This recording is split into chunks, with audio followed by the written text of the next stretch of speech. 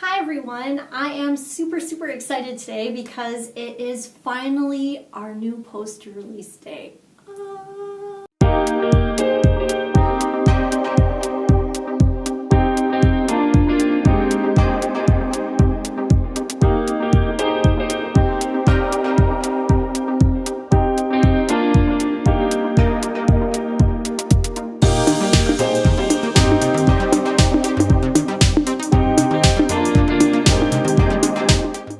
I'm not gonna lie, there was a part of me that thought this day would never come, and I'm really excited about this poster because it is the one that you see behind me. And it's just, I think it's absolutely beautiful. I love the colors, I love the design. A shout out to Flory for her great work on this poster. And I will give you a few seconds to take a guess, a gander at what classic book this poster is based on. If you guessed The War of the Worlds by H.G. Wells, you are absolutely right. This poster, which is our large version, actually has the entire book on it, so that's super awesome. And then we have a smaller version here, which I hope you can see despite the glare. And this one has the first 15 chapters, so it's up to chapter 16. And both of these are for sale on the website now.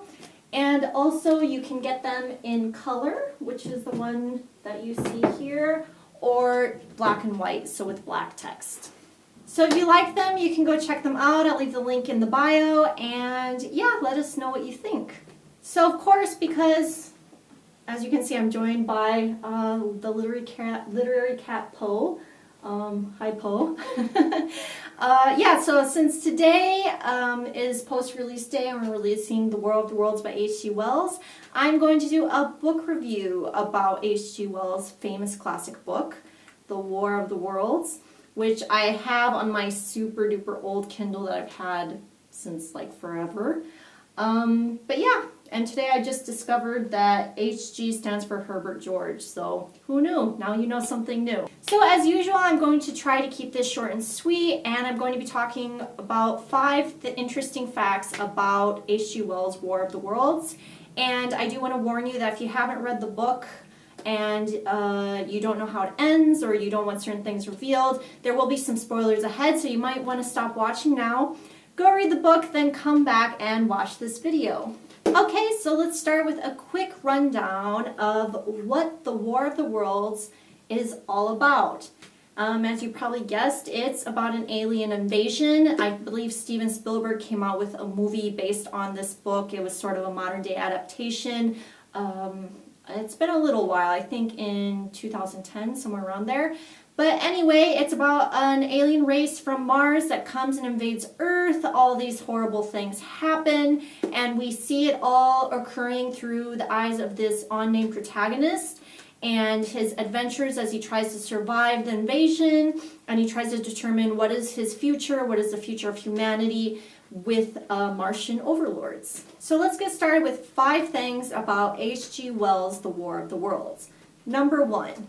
I don't think that The War of the Worlds is necessarily about the aliens. So even though it is about an alien invasion, what it's truly about is the humanizing nature of war. And I think this can be applied to war where it's humans versus humans, because it's kind of this idea where you are on the right side, so that justifies your using biological warfare, chemical warfare, psychological warfare to defeat your opponent. And this is applicable in basically like every human war that's been carried out throughout history. This idea that you can dehumanize your opponents and that makes it easier and justifies killing them is a very interesting topic, and I think that H.G. Wells addresses it in an amazing way in his book when he presents the Martian view of humanity. Number 2. I thought that in a strange way, H.G. Wells could be arguing in a pro-vegetarian manner. And hear me out, just because he draws a lot of parallels between the Martians and human beings and their relationship towards other animals on the planet. So he talks about how painful it is, for example, for a human being to be fattened up and used for food for the Martians.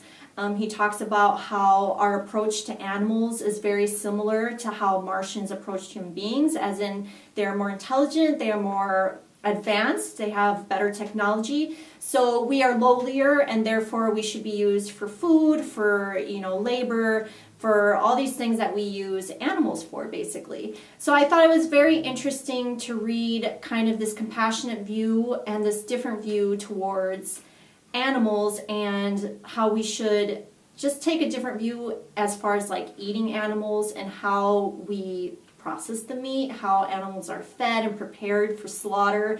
So I thought it was a really interesting take from the book, and I've read it before, but this was the first time that I really thought about it with that point of view, that it could possibly be an argument for vegetarianism. Number 3, I think H.G. Wells' The War of the Worlds definitely shows the best and worst of humanity. So our protagonist goes through all these adventures and encounters all these different people, and all of them have very different reactions to what is happening to them.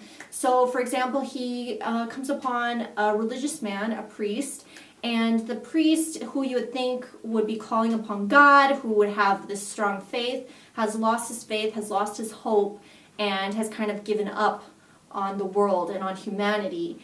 And then we have another example of a soldier who has, kind of gone underground, and he talks big about fighting back, about leading a rebellion, and what he really wants to do is just exist and survive, which is probably a more realistic approach to an alien invasion and living in a world where you have alien overlords. But you also see other examples when there's like mass panic and people are leaving cities and villages and trying to flee the aliens. You see examples of human kindness, and you also see examples of, extreme selfishness and kind of this desire to just make sure that your own survival is the most important thing, and that you survive regardless of everyone else around you. So you get a lot of juxtaposition, a lot of different views of humanity, which I think is very realistic. Number 4, H.G. Wells' book definitely undermines a prevalent idea at the time that science and technology would always win out over nature.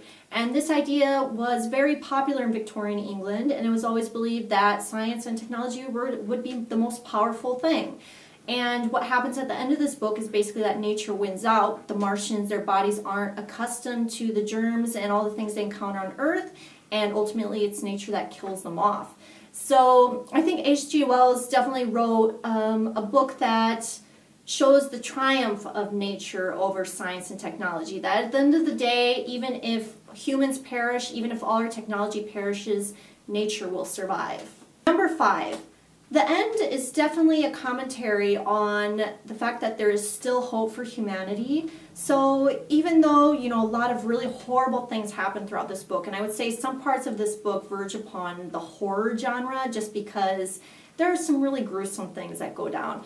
But in the end, the protagonist still looks at humanity in a hopeful way, and when they go about rebuilding Earth, when they go about finding ways to protect Earth, to use new technology to safeguard humanity, there's a certain amount of hope that goes with that. And the hope of possibilities, the hope of humanity's ability to change and be flexible to what is happening around them. That's applicable definitely to our modern age, because we have these massive issues like global warming.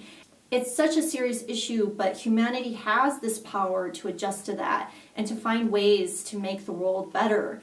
And if we could just find a way to unite behind a common cause, imagine all the great things that we could do. And H.G. Wells is definitely presenting this point of view at the end of his book, which I think is just absolutely great. So after all this grim stuff that happens, there is hope. There is something to look forward to. There is a future for humanity. So that's 5 things about H.G. Wells' The War of the Worlds. I hope you liked this review and maybe you learned something new. And please do leave any questions or comments that you might have. I love talking about books, so I'd love to discuss this with you if you have anything you want to say or any questions about the book. Just let me know. And Poe and I will be seeing you next week. So happy reading. Bye.